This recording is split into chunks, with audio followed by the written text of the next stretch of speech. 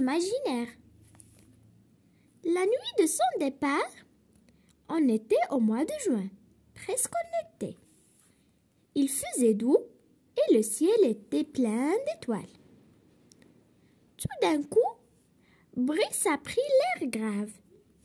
Il m'a demandé « Tu entends Mathieu ?»« Quoi ?» Je n'entendais rien du tout, moi, sauf les grillons qui chantaient et les bruits de la ville très loin. On m'appelle.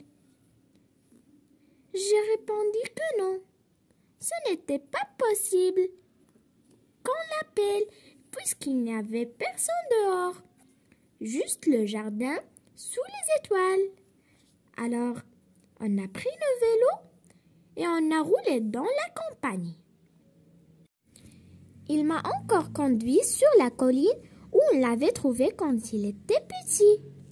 Là-haut, comme il n'y avait pas d'arbres, on se croyait au milieu du ciel.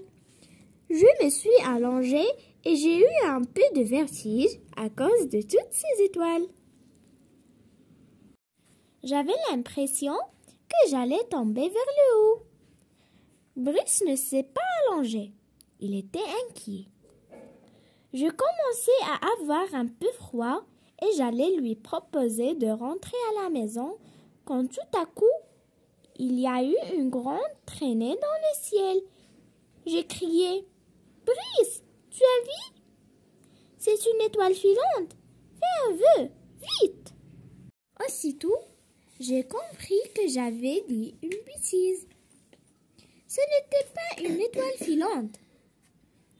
On n'a jamais vu une étoile filante faire des virages dans le ciel et clignoter comme une guirlande. C'était gros comme une maison. C'était très beau. C'est venu droit sur nous et ça s'est posé sans bruit au sommet de la colline. Une porte s'est ouverte au milieu du coquillage. Une lumière terrible a jailli et deux hommes sont apparus. Leurs pieds ne touchaient pas le sol. On aurait dit qu'ils flottaient dans l'air.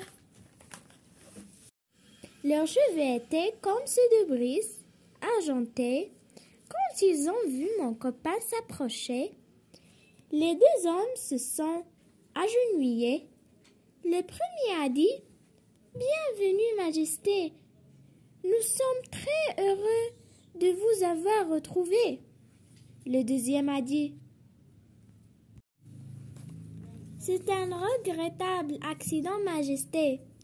La navette qui devait vous emmener sur Bételgeuse est tombée en panne et vous a déposé ici quand vous étiez bébé.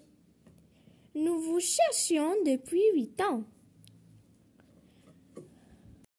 « Vous allez m'amener maintenant ?» a demandé Brice. « Oui, nous vous conduisons sur Aldébaran pour la cérémonie de votre couronnement. »